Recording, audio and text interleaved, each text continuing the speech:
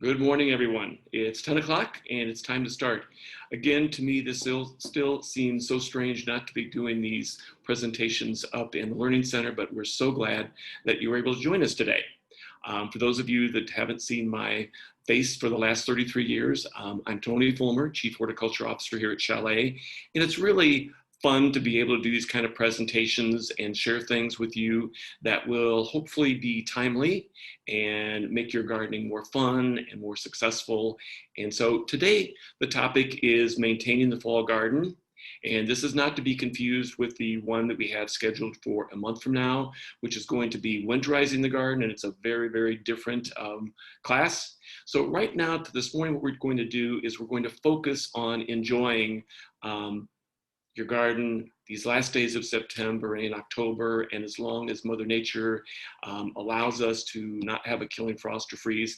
So what we're going to do is go over planting of trees and shrubs, perennials, bulbs, lawn, treatment of annuals, vegetables, roses, and so important, those houseplants that you've had outside summering all summer, and what to do, the decisions to make about bringing them in or not bringing them in.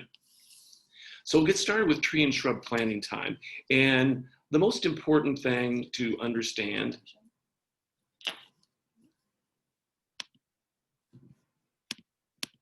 fortunately, I have a very skilled technology person here. So here we go, tree and shrub planting time. And this really goes to all the things that you would be planting, whether it's trees and shrubs, whether it's perennials. The important thing is soil temperatures. As long as soil temperatures, not air temperatures, as long as soil temperatures are above 40 degrees, plants will be producing root growth, even though there's nothing going on. Even after they've dropped their leaves and you think that they're dormant, there's still cool stuff going on underneath the soil surface, and they are rooting and establishing. And generally speaking, unless weather's extreme, there's about a 3-week lag time from air temperature drop to soil temperature drop. So for those of you that, like me, don't have a soil thermometer at home, we do that for you. And starting this weekend on our homepage, we will be posting the soil temperatures. And I will update those every Monday and Friday. So you don't have to do that. You can just go to chaletnursery.com, go to our homepage, and we will have the temperatures posted for you. And you'll see, particularly as we talk about bulbs and certain things like garlic, for those of you that are planting garlic, we will have those soil temperatures up very, very soon. Why would you want to go ahead and plant in the fall? Well, I call it the gain a year phenomenon.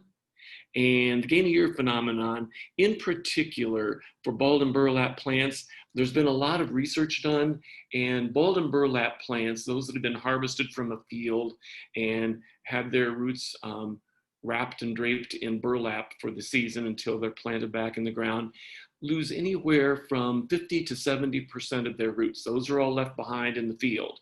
So that's really, really, really stressful. And so it's always interesting to me when people call us in June and July and say, well, I bought a 3-inch tree from you this spring, 3-inch trunk diameter, and the leaves are small and there aren't as many leaves, and when is it going to get fuller?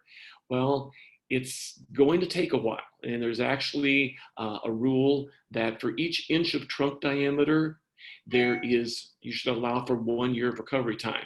So by planting in the fall and allowing that plant to start producing new roots and regenerating the roots that were lost in the digging, by next spring, you will have already gotten a leg up, and that plant will be on its way back to having a full complement of leaves, and leaves that are closer to full size. And so you won't have that whole 2021 that you'll be looking at a plant that is a little bit lighter and a little bit smaller leaf than it would have been if you had purchased it in the fall.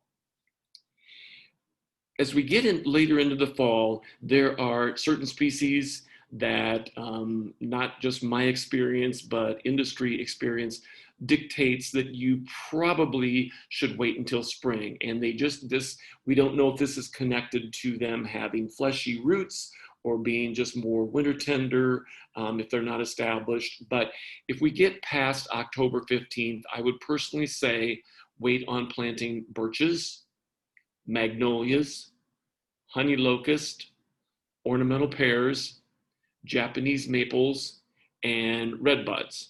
All of those have a bit of a history, and it doesn't mean that they're going to die. It doesn't mean that this would happen to everybody. But if we put them in, closer to November or in November, and we have a really, really, really quick change up from mild fall to very, very cold, and then a really brutal winter, these plants, if nothing else, particularly birches and maples and the redbuds, may experience some tip dieback. So those are 6 that you may want to do either right now, or if you don't get them in before the middle of October, go ahead and just plan for next spring on those. Another thing that you want to think about, and for those of you that have deer issues seasonally, this is just as you think, well, the plants are dropping their leaves, they're not going to be coming in, they're not going to be browsing my shrubs, they're not going to be browsing my perennials. Right now, the most important thing to consider is if you've had deer rampaging through the garden all season long, what comes next, and very, very soon, and probably for about the next 6 weeks or so, it's a consideration, the bucks are going into fall rut. And their testosterone levels are raging as their antlers start growing. And even though I haven't talked to any deer about this, my understanding is that evidently the blood flow and the testosterone just makes them it makes the velvet very, very itchy. And so they start looking for, generally speaking, they start looking for 2-inch, 2.5-inch diameter, that's trunk diameter, single stem trees that are limbed up with the first limb 5 to 6 feet off the ground. Because what they do is they come in directly and they put their antlers on either side of the stem, and then they move back and forth and they rub up and down and rub up and down.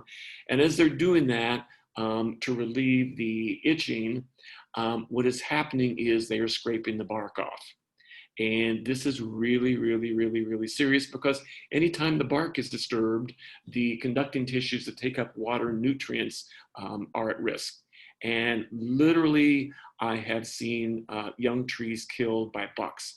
So the easiest thing to do is to go ahead. There are lots of different things you can do. We have corrugated tubing that will slip around the plant and protect them. You could put burlap on there and tie burlap up to the first branch. The other thing that I could do is get the larger, heavier diameter, like temporary fence stakes. And I put 3 of those at, if you were looking from drone's eye view, at 12 o'clock, 4 o'clock, and 8 o'clock, and put those out about 2 feet from the trunk of the tree. And when the deer comes in and puts his head down and he encounters that, that stops it. But you really, really, really shouldn't underestimate this. If you have had a deer issue during the growing season and the gardening season, be forewarned, because I have had people lose trees, and I personally almost every year have deer issues. And so I just go ahead and put the prevention on ahead of time. Again, the 40-degree temperature, soil temperature rule pertains to perennials. And so as long as the soil temperatures are above 40 degrees, new perennials are starting to establish themselves.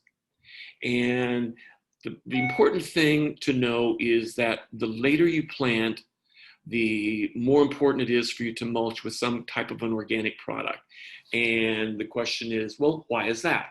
Well, when you put in a plant that's like a 4-inch pot, or in a 1-gallon or even a 2-gallon pot, it doesn't have a chance to really get rooted out and into the soil to be held down in the soil. So in a winter where we have warm and cold and warm and cold, and these real wild fluctuations and swings in temperature, you really want something that's going to keep that ground frozen. And that is one of the reasons that we mulch, is to keep soil temperatures uniform. So put your plants in, water them, enjoy them, and then as the ground is freezing, get 1 to 2 inches of whatever your favorite organic mulch is, whether it's cotton burr compost, leaf mulch, the Chalet organic compost, even the shredded pine is fine. But you probably want about a 3-inch layer over the top of the perennials. And the hope is, the idea is that once that ground is frozen, then the mulch will keep it frozen, even if we have a week or so in December or January where the temperatures get to 60 or 70. It takes much, much longer for mulch soil for that temperature to change and for you to have the possibility of those perennials heaving out of the ground. And I'm sure you're all thinking about, what am I going to do with all of these leaves? May I use leaves? You can use leaves, but I would say if you're using leaves or right off the trees, especially if you have maples and oaks, these big, large surface area leaves, make sure they go through a lawnmower 2 or 3 times and chip them up into smaller pieces. And whatever mulch you're using, remember, we are not mulching the top of the plant. We are mulching roots. We want to keep that soil frozen. We're trying to protect the roots from heaving up out of the ground. So what you don't want to do is bury them with 3 or 4 inches of wet oak or maple leaves that sit right on top and can cause the perennials to just start rotting before we even get into winter. So try and leave kind of a donut, just like when you're mulching trees and shrubs. Don't mulch right up against the stems. Mulch out around the periphery of that and put that over the root system to keep that soil frozen in place. For those of you that are looking to do any kind of transplanting, this is the only time of the year that you can transplant your oriental poppies and peonies. And so do them now if you need to move them, but do not move them in the spring. And I'm sure the question is going through your mind, which, by the way, I'm sorry, when I was doing the introduction, hold your questions, write your questions down, and then at the end of the class, certainly you'll be able to send those to me, and we will go ahead and I will sit here as long as it's necessary to try and address the questions that arise during the course of the class. I'm sure the question is in your mind, how late can I transplant things that are in the garden? And this is that time of year when, for me in particular, I'm ready for the gardening year to end. I've been out there a lot, and so, but it's a great time. Everything is as big as it's going to get, and so it's a really good time to walk the garden and assess. And does this plant really look good here? Or there's a hole here that I need to fill. Would this plant look better than over here? And so the temptation is to do your transplanting now. And there's kind of an old rule. Spring planted, the spring flowering things that bloom before the end of June, you should move in the fall. And summer blooming things you can move in the spring. But there's a little bit of wiggle room on that, I think. And as long as you water really, really, really well the day before and make sure that the plant is well hydrated and the root system is moist so that the soil holds together, and you take a fairly large soil ball, you can go ahead and move things right now. I've been moving a lot of things this week.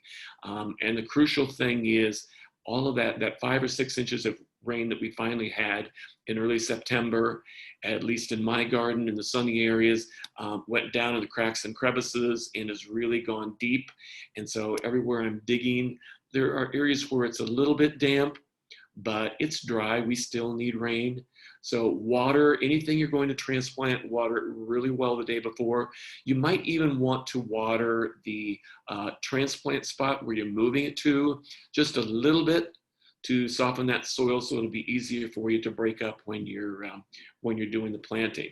So another rule is if you're going to transplant, you generally want to finish your transplanting, even of established things in your garden, 4 to 6 weeks ahead of the first frost. And I personally would say the first freeze, the difference being about 6 or 8 degrees. So, this is going to be a gorgeous weekend. So this is a great time to get out, assess your garden. And so not only look at transplanting things, but also look about what do I need here, and check with us and see if there aren't still things out there that you can go ahead and get planted this year. Yeah. Because just like your trees and shrubs, anything you plant now that has a chance to get rooted, then next spring that will make a fuller plant throughout the course of 2021 than if you put it in the spring or early summer of 2021. Bulbs, it's exciting. The bulbs are out. The selection looks incredible. There's some really interesting new varieties. And so this is the natural time to put bulbs in. So what I ordinarily recommend at this time of year is get in while the selection is still at its best, and get the ones that you want, and then store them in a cool, dark, but dry place like your basement. And I would say you're probably going to be waiting another couple of weeks. And this gets back to, don't be tempted to plant your bulbs too early. And this is another reason that I do the soil temperature every Monday and Friday, and we'll be posting it, as I said, on our homepage, because it's really best if you wait until soil temperatures drop below 55 degrees. Anywhere from 55 and under, that means it's time to do your bulbs, because they like the cool soil, and hopefully cool soil means moisture soil. So all you want them to do is to get in the ground and have a chance to get rooted, and rooted really well before the ground freezes. And then you're going to have great flowering in the spring. So they're producing new root systems now, or if you need to go in and divide and reset, it's a little bit like transplanting, except we just call it dividing and lifting bulbs. If you have old daffodil beds or tulip beds or whatever that are just getting crowded and the quality of the bloom has started to deteriorate, this is the time to go ahead and go out, dig them up, and be really careful. Go out to the edge of where you think they are, and go out at least another couple of inches, because there's nothing more disturbing in the fall than going out and you can hear the slice or the crunch as you put the spade through a tulip bulb or a whole, really, really nice set of daffodil bulbs. So lift them up, and what you're going to find is that they have already started forming new root caps and new root systems for next year. And so you can lift them and separate them. It's really important. You have 3 times to fertilize a bulb planting, and that is at the time you plant, next spring when the ground starts warming and you see them emerging, or immediately after they flower and they're building up food reserves for the following year's flower show for you. So you have 3 times. And what we really like is we'd like you to use a complete fertilizer. And if at the very end of the presentation, you can click on, and all of the products that I've mentioned will be listed there. So don't worry about necessarily catching the name. My particular favorite is a Dr. Earth product, and it is the analysis is a 3-14-2. And you want all 3 of those elements, but in particular for flowering things, you're looking for that high phosphorus, where you have a ratio of the phosphorus being 2 or more times greater than the nitrogen. And why is that? It's because phosphorus is the element that really, really, really promotes best flowering. So largest flowers, great stems, really, really, really, really good color. When you plant, put your bulbs in this year, don't put, and this is really kind of a common misconception, I want to put the bulb food in the bottom of the hole and put the bulbs on top of that. And the answer to that is that's not exactly right. So dig the hole, put the bulbs in, put a little soil over the bulb, and put the fertilizer over the tops of the bulb. And that way, when you water or we get natural rainfall, that will take those nutrients down through the soil and down into the root zone. And that's when you're going to have best results with your fertilizer. I know you're thinking, well, we've all had the experience where you just finished the bulbs and the soil is nice and fresh and you've got it all smoothed out and you're fantasizing about what the bulbs show is going to look like the next year. You go to the garage, put the spade away, you come back, and the squirrels are already there digging it up. And surprisingly, they are not necessarily going after the bulbs. They just love, there's something in the disturbed soil that is fascinating to them. And I don't know if it just makes their job easier when they're burying acorns, but they think that there's something there. And occasionally they dig deeply enough, especially when you have little things like crocus that you only plant 3 inches deep, 4 inches deep. It's very easy for them to get to those and then find that as a reward. So if you have issues or have had issues with squirrels and chipmunks digging around in your freshly planted bulb bed, then what we would recommend, there are a number of repellents. One is Repelzol, and that comes either as a liquid or it comes as a granular. So obviously the granular you just sprinkle over the top, or you can just spray the finished grade after you put everything in place. You've done your initial watering, then it comes in a ready to spray, and you just spray over the top of the bed. And they really only seem to be interested in, excuse me, that disturbed soil for about 5 days. And after that, generally, it's less of an issue. And so if you spray over the surface with that Repelzol, or if you put the granules down, that will more than last through that first week. And that should cure any of those naughty habits that the squirrels like to do. This year, we need to reiterate, it's water, water, water everything. So water the bulbs in, and I would say if we don't have measurable rainfall of at least 1 inch per week, then you probably want to go out and just do a deep watering of those bulb beds at least once a week up until the ground freezes, because that's a trigger and it helps them get rooted. And as I said earlier, that's the most important thing, is you want a nice husky root system when that ground freezes, and that's going to make all the difference in the world in the quality of your bloom in the spring.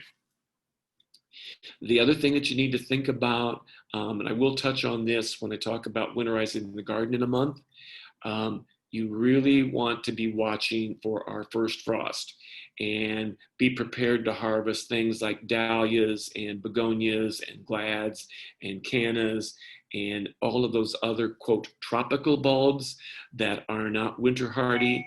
And as soon as we have a killing frost, you want to get those out of the ground and into storage within 24 to 48 hours. Lawns, this is the time, and we really make a big deal about this because this is your very best opportunity. This is the season when great lawns are made for next year. So you start by any kind of patching work, any kind of seeding, any kind of overseeding where you want to beef up the lawn. That should be done from August 15th to September 15th, ideally. If it stays warm, you might squeeze another 2 weeks out. And you may ask, well, why is it important that we have it done by the 15th of September? You want the longest possible period of time, the coolest soil and the fall rainfall to occur before we start having ground freezing. And ideally, you would love to have that seed germinated and mowed 2 to 3 times before the ground freezes. That way, you know you have a nice heavy root system. So I'm telling you that ideally it would be August 15th to September 15th. If it stays warm, if we have a prolonged fall, then you probably can sneak in. You have a little bit of a 2-week period where you can go ahead and do a later seeding. But I would say do it as quickly as you possibly can, get it down. Right now. And when you do any kind of seeding, whether you're doing it either patching bare spots where things have died out, or you just didn't like the quality of the grass and you killed it and want to start over again, or if you're overseeding. Overseeding is just putting seed over the top of established turf. Generally, you would be doing that if you had 50% or less desirable turf, you would be going over the whole lawn in those areas and applying new seed. And that's called overseeding as opposed to bare seeding. Whatever you do, be sure and use a starter fertilizer. This is not, in my mind, this is not really an option. It makes all the difference in the world. And there are very specific starter fertilizers. And we have a Scott's, and it's called Scott's Starter Fertilizer. And the difference is, while it does have nitrogen, which for turf is what promotes leaf growth and good dark green leaf color, most turf fertilizers now do not have phosphorus. You know, we were just talking about phosphorus for bulbs. Well, most turf fertilizers now do not have any phosphorus in them because there are generally adequate quantities of it in our soil, and established turf just doesn't need that much because it's not very mobile in the soil. It doesn't leach through after heavy rains or whatever. So there are starter fertilizers that have much higher or more elevated levels of phosphorus. And in turf, because we're not concerned with flowering like we are with bulbs and perennials and roses, the thing that it does for those little seedlings is to really promote a great root system. And if you have a great root system, next year those seedlings are going to start really filling out and maturing and thickening your yard. So absolutely, I can't reiterate this enough, and use a starter fertilizer if you are doing overseeding or if you're doing bare patches. As far as regular feeding goes, we recommend having the first application done by end of August. Labor Day is a great time, kind of a holiday, just to think about that and trigger your memory that, oh, it's Labor Day. This is one of the holidays where I need to get my first application of fall fertilizer down. And then 6 to 8 weeks later, do a second application of whatever your favorite organic fertilizer is, right around Halloween. And then you'll have great root development and you'll have a lot of thickening. And if you do those 2 fertilizations in the fall, you'll really notice a difference when that lawn comes out of winter dormancy and those warm spring rains hit it. It'll really start filling in and looking better. I'm sure the question is going to arise later, so I'll try and address that right now. No to dethatching. Dethatching is something that many quote lawn services or lawn specialists recommend, and we do not recommend it. Dethatching is a machine that you push through the turf like your lawnmower, but it has little fingers and little blades, and all it does is skims the top of the soil and it pulls out the dead, or theoretically does pull out the thatch. But it doesn't do anything to address the cause of thatch. If you feel like you have a thatch problem and you want to dethatch, don't dethatch, but use a core aeration machine, which is a service that we do. If you are really big and burly and you feel like pushing a heavy machine around, you can rent core aerators. But a core aeration machine, as you push it over the soil surface of your lawn, it goes down, it has these hollow plugs, hollow tubes, and they push down, and as they rotate and come up, they pull up plugs of soil. So they're breaking through the thatch. They're giving you these little holes of anywhere from 1/2 to 3 or 4 inches deep. And this allows oxygen and water and fertilizer and seed to get down in there. And it brings bacteria from underneath to the soil surface, deposits them on the soil surface, and they can start eating their way back through the thatch like little Pac-Men. And so that's a really, really great practice. And typically we recommend core aeration anytime the thatch layer is 3/4 of an inch or more deep. Another thing that may be surprising, and it's really, the research is a little bit more recent on this. In the last number of years, turf researchers have found that fall is actually a great time to address weed control.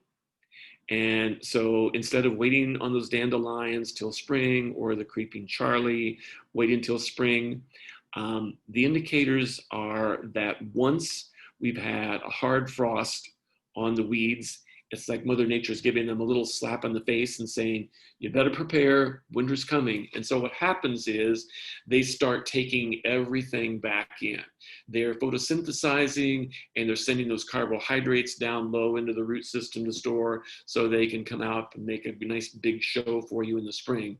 Well, they're also, after that first hard freeze, they are also taking in weed control products and sending them down into the roots. So there's a great deal of research that indicates fall is a really excellent time to address weed control, but wait until we've had that first frost, and then they're going to be much more apt. And this includes things like creeping Charlie, and you'll get better control, and you can start getting some of these major problems under control before spring. This is really a great time to do it. And there is a particular product that I really, really, really like, and it is on the product list at the end of the class here. And it is formulated specifically, it's called Weed Beater Ultra. And when you look at the label on the front, there's a little thermometer on there, and the bulb shows it at cooler temperatures. It is formulated specifically to work at cooler temperatures than most of the other products. So in my mind, that's the one to be using if you're going to go ahead and heed my advice and start going after the creeping Charlie or some of these other things. I'm sure people are anticipating and saying, well, what about crabgrass? Crabgrass is an annual, and so with the first hard frost, it will start turning purplish brown, and over the course of the next few weeks and months, it will start just disintegrating. So if you look at your lawn, if you think you have crabgrass, and after we have that hard frost and you go out there and everything is still green and wonderful, you're confusing crabgrass with something else. This is not the best time to start controlling crabgrass. Crabgrass, the best prevention for crabgrass is a thick, dense lawn. Crabgrass is only going to spring up next year in the sunniest areas and in the areas where you have anywhere from 3 to 6 inch diameter bare spots. It loves, loves, loves where the sun hits that bare soil and warms it up. That's where crabgrass will germinate and grow and start filling in. So enough about lawns. Annuals, continue deadheading your annuals. We never know, although right now the forecast for next week looks really cool during the day and really, really cool at night. But on the anticipation that we might have some warmer weather on the other side of that, keep deadheading your annuals in beds and containers, because it does stimulate rebloom. It's a hormonal message to the plant that I haven't yet set seed, so I need to keep producing new buds, and I'm going to reflower. And so deadheading, especially containers when you're seeing them up close. And even though all plants dry out more slowly in the fall, again, it's really dry right now. So keep after your containers, keep after your beds, especially the ones that are out in sun, and keep them evenly moist so that they can reward you with great bloom all the way through until frost really takes them. A question that comes up all the time is when people are coming in and they're looking to fill holes in their perennial garden or in their annual border, and the question arises, are these hardy mums, and will these come back next spring? And the question is, they are theoretically hardy, but when you put them in the ground right now, they're really focusing on flowering, and they're not focusing very much on rooting, and they don't have a chance to get rooted into the ground. And so very often, even if you mulch them lightly or even heavily, mums very often, if we have that, as I talked about earlier with the perennials, the other perennials, that freeze-thaw cycle tends to heave these mum plants out of the ground and exposes the root temperatures to cold temperature, exposes the roots to cold temperature damage, and they're not alive next spring. So do mums with these bud and bloom mums. Do them with the idea that they're an annual. If you really, really, really want to try and save them, when the ground, keep watering them all the way through till the fall. Don't cut the tops off. Leave the tops up because that will help catch snow. And there is no better insulator in the garden for your plants than snow. So leave the tops up, mulch with 2 to 3 inches of, again, your favorite organic matter, whether it's your own compost from your compost pile, the Chalet organic compost, cotton burr compost, leaf mulch, whatever, 2 to 3 inches to try and keep that soil frozen and hold those mums back down in the ground. But that being said, even if you do that, they may or may not be back with you. And chances, in my mind, chances are better than 50-50 that they will not be back with you in the spring. So enjoy them for their 3 or 4 weeks of bloom right now, and take your chances. And if you really want them as an element in the garden, make sure that you mulch very, very well as the ground is freezing. Keep up with your weeding in the annual beds or your perennial borders. That's really, really, really important. No matter how clean you keep the bed, once something flowers and goes to seed, we call it the seed bank. And Mother Nature, in her infinite wisdom, has lots of different mechanisms to keep those seeds from all germinating at once. So even after you've got a bed very clean and you've kept it clean and weeds haven't popped up there this year or flowered there, you still have that seed bank in there. And so there are years of potential weeds yet to come. So really, as you're going through and doing your fall cleanup, or you're pulling your annuals up, or you're watering, take everything up, get your weeds out of there, and it makes a big difference in the cleanliness of your garden and the number of weeds you have to pull in the future. If your beds or your pots, when your beds or your pots get hit by a killing frost, and you're looking to extend the season, in addition to mums, there are a lot of frost tolerant annuals that you can use and pop in for color, and things like you see here in this container. To me, the ornamental cabbage and the ornamental kales are at the top of this list for texture and for the color they provide, whether they're in the ground or whether they're in a container. The beauty of them is they're not even affected by freezing.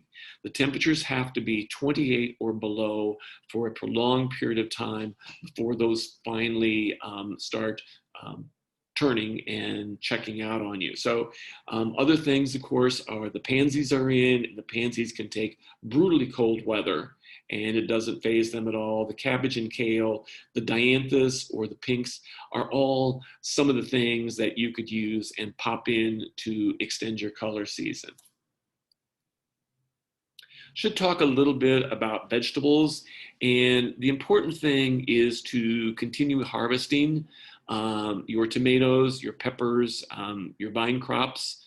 All of those are tropical in nature and are very, very, very sensitive. So they're a good indicator. If you're not sure if we've had a frost or not, just go out to your garden and look at any of those 3 categories. And if they have already started turning brown, then we got a frost. In the meantime, if again, nature gives us a prolonged warm spell, it's probably a good idea at this point to pinch off the flowers of tomatoes and eggplants to direct the energy to the fruit that's already on there. The plant, there's absolutely no possibility that a tomato flower right now or an eggplant flower is going to mature into a fruit. So the plant is kind of wasting energy. So pinch those flowers off and let all of that energy be directed into a more positive result or effect, which is you getting tomatoes and eggplants yet this season. There's still a little bit of a window of time. If you're going to try anything, it's radish seeds. Radishes, you can literally, when you look at the seed packs, you can literally have a crop from seed in 28 to 32 days. So radishes are still a possibility, and garlic. We have all different kinds of our garlic in. Garlic, however, is like the flowering bulbs. They like cooler temperatures. So again, look at our website, or you can come in and buy a soil thermometer from us. And you really don't want to put them in until the soil temperatures are about the same as the bulbs. Ideally, it would be 55 and under. They like cool season before you put them in the ground. Roses. This is a little late for this caution. Rosarians, we like to have the fertilizing done by the middle of August. And that is because what you want to do is we get into September, you want those plants to start slowing down. You don't want to keep pushing them all fall long so that they keep pushing lush new growth, because that lush new growth, if we have a very sudden change from warm, sunny fall days to really cold weather, that softer tissue is much more sensitive to dieback, and you may have more issues with your rose, what your rose looks like after the winter. So there are a number of ways that you can slow the process down and really slow your roses down and help them get the signal, winter's coming, it's time to slow down and prepare for that and change your metabolism and rest more than push new growth. So in September, we also recommend stopping the deadheading, because why did you deadhead all summer? Every time you deadhead, pruning is a stimulus to growth, and it causes the plants to say, okay, I didn't form seed, so I've got to rebloom again. Well, right now, you want to slow the plants down, so you want to stop fertilizing and let them start trying to form seed pods or hips, and that will slow them down and prepare them better for winter. It's really important to water them every week to 10 days if it's dry, so they're well hydrated. One of the biggest causes of winter damage to roses is sending them into the winter in a dehydrated or water stressed state. So keep watering them. And again, cooler fall soils don't dry out as quickly, so maybe it's only every 10 days, but just make sure that that root system is getting moisture on a regular basis. If you had issues with black spot, which is our major issue here in Chicago, keep picking those leaves off the ground. Keep picking them if they're on the plant, even if the leaf is green. If you see the black lesion on there, just go ahead and pull it off, because it's going to turn yellow and drop on the ground anyway. And so that disease winters over in the soil and on the stems of the plant. So hygiene right now makes a big difference in the inoculum that you have, or the overwintering spores that you have, to affect your roses next summer when we get hot and humid again. It's too early. Everyone wants a date. They want a specific date on when you can do the mounding the roses, the 8 to 10 inches of leaf mulch or soil, and that's much, much, much too early. You don't even think about that in early November. There are a couple of different criteria, and to me, the very best one is if you walk into the rose bed and it hasn't frozen solid, it's too early to even consider doing any kind of protection for your roses. So you don't have to think about that for probably at least a couple of months. Then houseplants, and there's no question that houseplants benefit from going outside in the summer. They love the conditions of higher light and longer day length and high humidity and natural rainfall, as opposed to just the water coming out of the tap. So a lot of people get really excited about that, or they have bought a really great hibiscus from us in May, and it's been so wonderful, they can't bear to part with it, and they want to bring it in. And that's fine, that's well and good, but I would caution you to really, really, really look at the value of the plant. And certainly it's different. If it's a house plant you specifically put out with the intention that you are going to bring it back in, that's great. If it's a big tropical like a hibiscus or something like that, be really, really, really careful about whether you bring that back in. So what I would say is, with this cool weather that's coming next week, you probably want to start your inspection, and I mean really, really, really look at it, and look on the undersides of leaves, look down, up and down the stems, look in what we call the axils, where the leaf may be sitting, and then you have this where the stem connects with the main branch. Look down in there, you may have mealybugs. So the things to look for are, the primary things are going to be spider mites, which are very, very tiny, and they're on the underside of the leaf and often difficult to control. Inspect your plants carefully. If this is a valuable plant that you absolutely have to bring in and you think there may be an issue, one of the very, very, very best preventative measures is to use the systemic insecticide granules.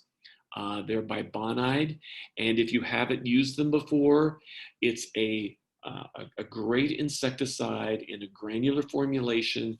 And let me see if I can get this up here where you can see it. The systemic insecticide granules, and it's looks a little bit like salt and pepper. And so you literally pepper this over the soil surface, you water it, it goes down into the soil solution, through the root system, and then it goes up into all of the leaf and stem tissue. So those nasty little chewing insects and sucking insects that are taking up plant juices and plant tissue, they take up the insecticide and they die. So that being said, no matter how clean your plants look, I would urge you to find a room with good light and put them in that room in what I would call a quarantine area for at least 3 weeks.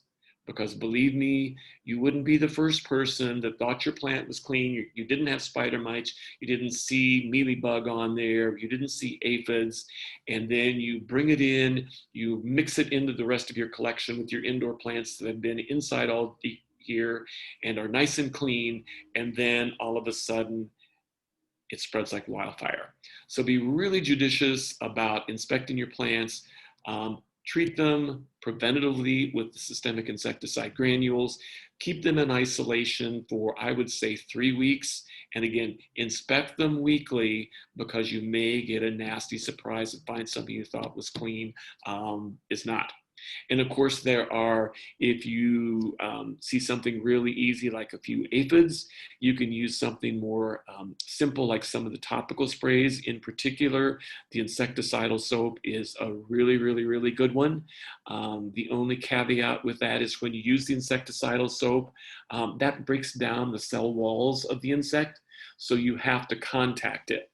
You have to spray the insect directly. It has to land on them. So the beauty of that particular product is that it is safe for you. But the downside is that if you don't touch the insect, or as soon as it dries, there is no residual. So there are other topical sprays that, if you have a plant that's really valuable and you see that unfortunately the plant has picked up an active infestation of something nasty outside, there are a number of topical sprays that you can use that can be sprayed. You spray the plant outside, let it dry on the plant outside before bringing it in. So I think that brings me to the end of what I had planned for you. And this is the time for you to please, if you have questions, please share these questions. And now my great technological assistant will come over and help me access these. And I want to thank you all for coming. Please look forward every week to the different presentations that we have. And shameless plug for my next presentation, which is going to be October 23rd, which you might have thought that this was the one that you were getting, but October 23rd at 10 o'clock, I will be presenting Getting the Garden Ready for Winter. And now we're going to take a look at some of the questions that have come in.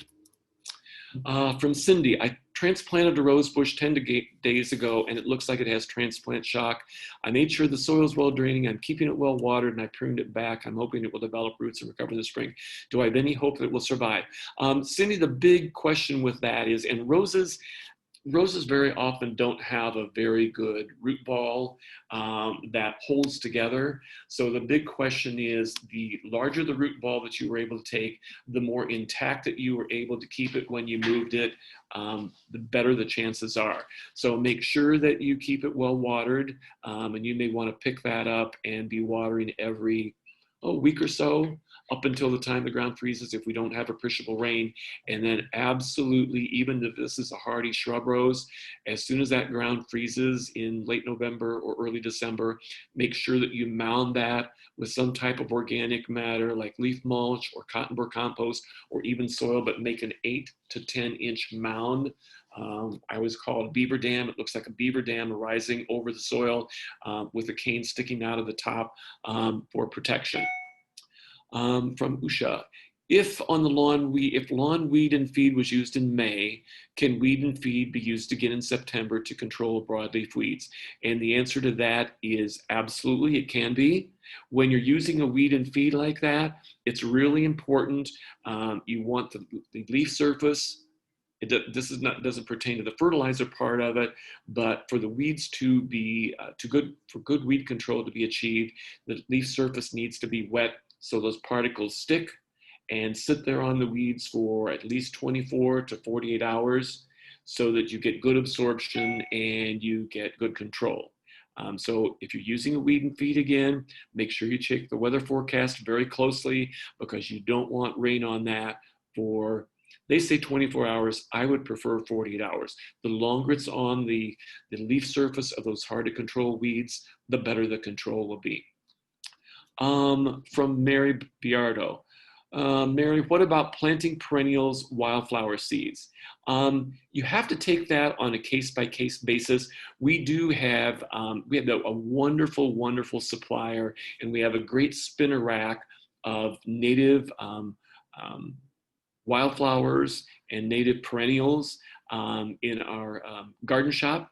And when you look at the instructions on those, there are varying instructions on, some of them require a chilling period, some of them can be planted immediately, some of them require moisture and cold. So generally speaking, this is a great time, but just check if you're using if you have very specific things that you're doing big blocks of, make sure that you do your research and check that out and find out what the particular, very specific needs are for that plant to germinate. And obviously you don't want germination on that now. You want the seeds to be sitting there dormant until temperatures warm in the spring.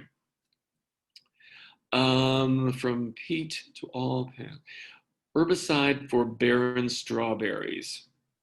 That's kind of a loaded question. Pete, why don't you give me a call after this? And I will talk to you about that, because I have a lot of questions about that one. From Ron, I'm replenishing my tulip beds with a mix of topsoil and compost. What should the ratio of topsoil to compost be? That's an interesting question. Typically, unless the soil is really, really bad, I just use the soil that I've taken out. If you want to improve it with organic matter, generally speaking, you would use that at a ratio of 25%, not more than a third, certainly. So typically, I think 1 part compost to 3 parts topsoil, which will give you your 25% finished ratio, is perfectly fine. But the important thing is, whatever it is, whether it's compost or dehydrated manure or whatever, make sure that you mix that thoroughly and don't just layer that in and have a layer of organic matter and topsoil. Make sure that it's distributed thoroughly throughout the topsoil that you're putting back. I'm surprised by the high number of earwigs around all my container plants. I think they're eating leaves of zinnias and other plants. Any suggestions? Certainly, earwigs can be a problem, and they give symptoms that are very similar and can often be confused with slugs because they, like slugs, are nocturnal. They also can cause holes in leaves. And one of the key things that might tip you off that you have earwigs, assuming it's not slugs, is that the leaf margins are intact and yet there are holes throughout the leaves, but the leaves haven't been eaten through from the sides. So I think typically you have earwigs when you have soils that are kept very, very, very wet, and they also tend to get worse if as the season progresses in your containers, and the containers get fuller and the leaves tend to rest right down on the ground, keeping that cool and damp. And so right now, I would say we certainly have a product that you can pepper into the soil. It's called Sluggo Plus, and it's very safe and it does a really, really, really nice job. But I think before I put Sluggo down, what I'd be tempted to do is get down in there, and if you have any leaves that have dropped off or any kind of debris that's down in there, or lots of leaves that are just sitting right on top of the soil, make sure that you kind of clean that up so that you have better air circulation, the soil surface dries out, and then you can put the Sluggo Plus over the top of the soil in the containers. From Kara, can you divide ornamental grasses now, or is it better to wait until spring?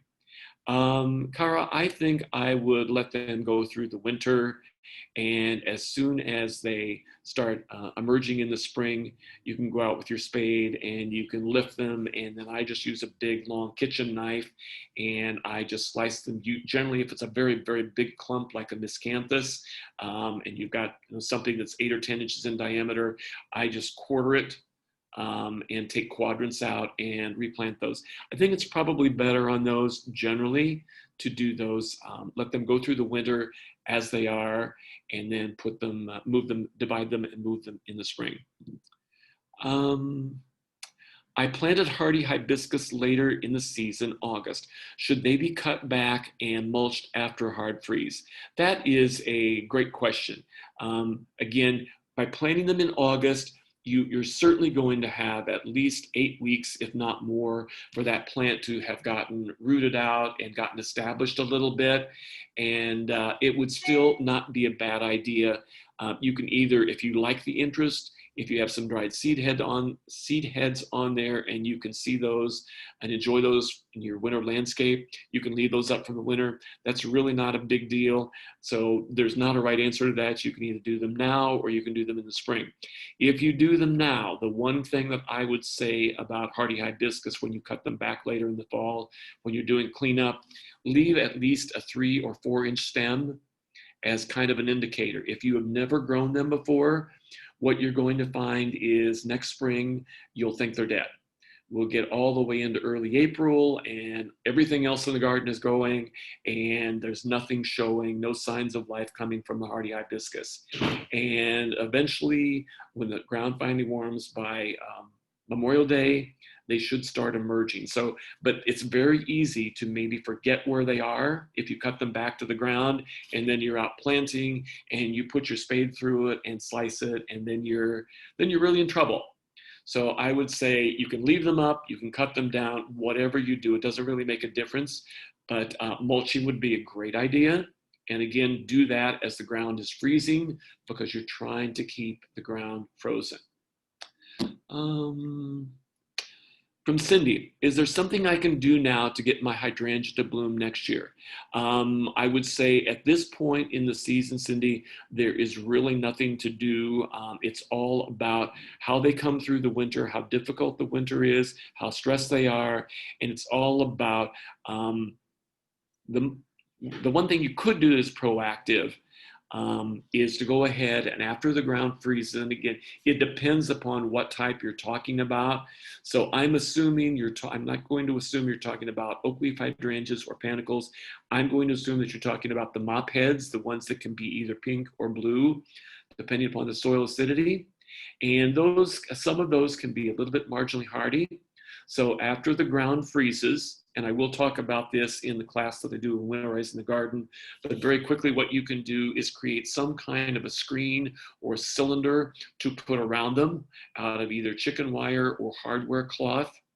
And you put that in the ground a little bit so it sticks, and then you can put medium or large shredded chunk bark down in there 8 to 10 inches deep, and that will help to hopefully insulate the stems from freezing. If you can keep the stems from freezing all the way back down to the ground, then that increases your chances. That's what would be called old wood. And a lot of these new varieties bloom on both on old wood and then new growth that will arise completely from the crown of the plant next spring. So that would give you the possibility of 2 different sets of flower crops next year.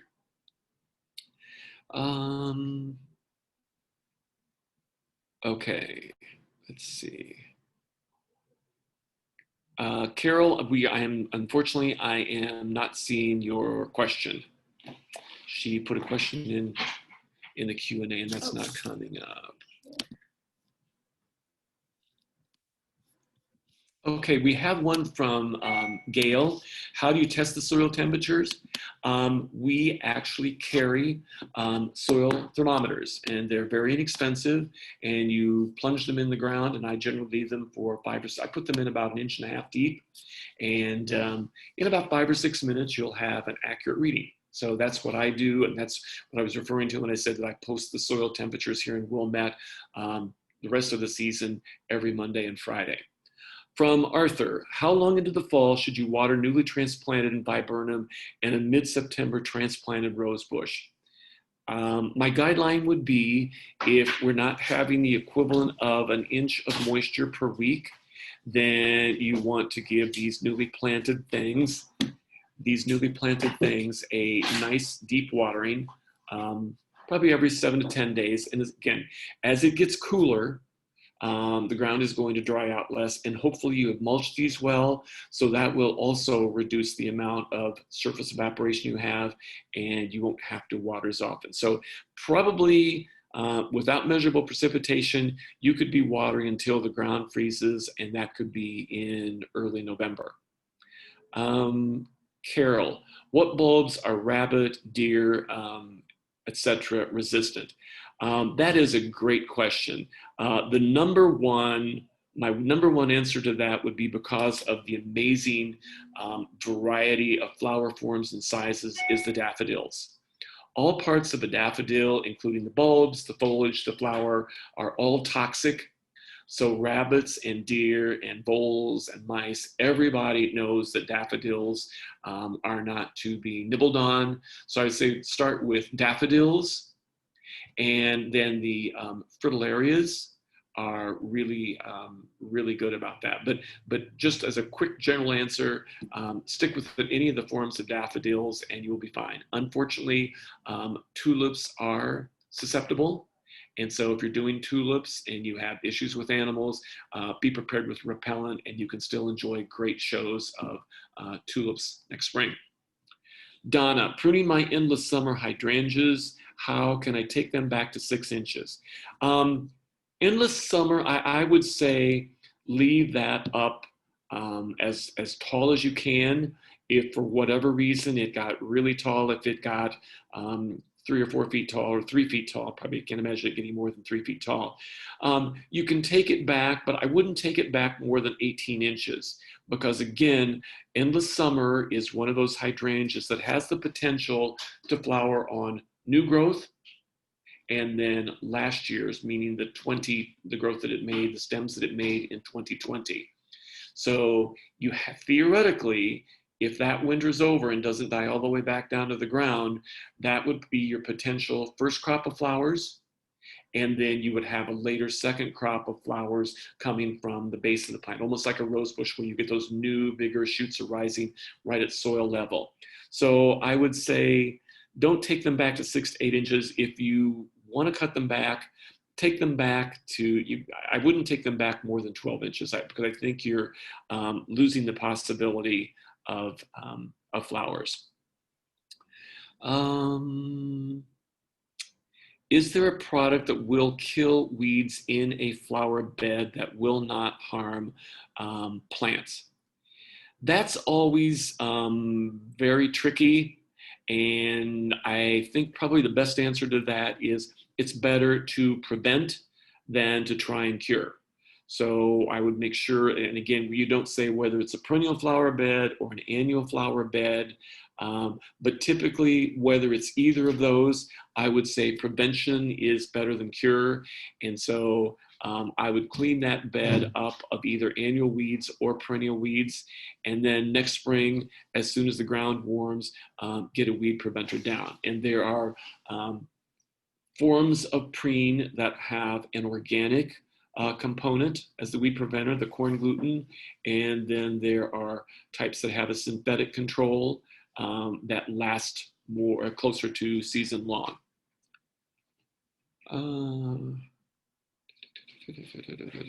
I planted a new hydrangea this summer, then foolishly left for vacation. So all of the blooms, well, this happens to all of us. Don't beat yourself up about this. Burnt to a crisp. Should I just deadhead or do a full cut back down to 8 to 10 inches from the ground? Again, I would, the same answer that I just gave to Donna, you can go ahead and deadhead, but I would not do a full cut back down to the ground. And again, I don't know which hydrangea it is, but I'm assuming it's one of the mop heads like Endless Summer or Bloomstruck. Leave them up, and you can always prune in the spring after we get through the winter and you see what's live wood and what is dead wood. From Chris, if we don't grow veggies, what are other indicators of having a hard frost? Generally speaking, there is a bit of a correlation. When you start seeing, at least 50% of the deciduous things showing fall color, typically by then we would have had a killing frost. Now this year may be a little bit different because we are getting early fall color because a lot of trees have been drought and heat stressed, so they're dropping earlier than usual. But the other thing is typically all of our weather forecasters, TV weather forecasters will let us know when a frost is coming. Usually the date is, the average date for first frost is about the 10th of October. So kind of look at that as a guideline. Usha is asking, twist and shout hydrangeas have lots of buds now on the long stems, which will bloom next month, hopefully. How to control, oh, I'm sorry, we're missing some letters here. How to control something on these plants. I'm sorry, I don't know what the question is. It's very doubtful. I don't want to spoil your anticipation, but I would say if you have buds on there and they're really tight, they're smaller than a quarter or a silver dollar, the chances of those making it to full flowering are probably very, very, very slim. From Carol, why are rabbits eating all my kale, cabbage, and mums I planted 2 weeks ago? I guess because they taste good. There are, again, there are great repellents. So if that is an issue, I'm assuming when you say kale and cabbage, you're talking about ornamental. So I would come in and check with us and get the Repelzol in the spray and give them a light little mist over the top, and that should help that. Or there is also, we have a very specific repellent for rabbits. So you may want to check with our horticulturist when you come in, and we can show you those, but there are several options. Okay, so Usha said height. So let me go back to this. How to control height on these plants. Usha, you probably won't have to worry about controlling height on these mophead hydrangeas because typically our winters, even if you put some winter protection of some sort around them, they will have a tendency to die back fairly close to the ground. So it's a matter not of controlling the height because they're going to get too big. It's a matter of getting the height that you really want from them, because overwhelmingly, after a really serious winter where it gets down close to zero, those hydrangeas are going to die fairly close to the ground. The stems are going to die close to the ground. You're going to cut those off, and what you're going to be looking at is new replacement shoots coming from the crown of the plant and regrowing, and typically those won't get much bigger than 30 to 36 inches on something like that. So that seems to end the questions. I want to thank you all. I hope this was worthwhile for you, and we hope to see you next week. And I certainly hope to see you when I'm back in a month from now when I talk more specifically about how to winterize the garden. Thank you so much for attending.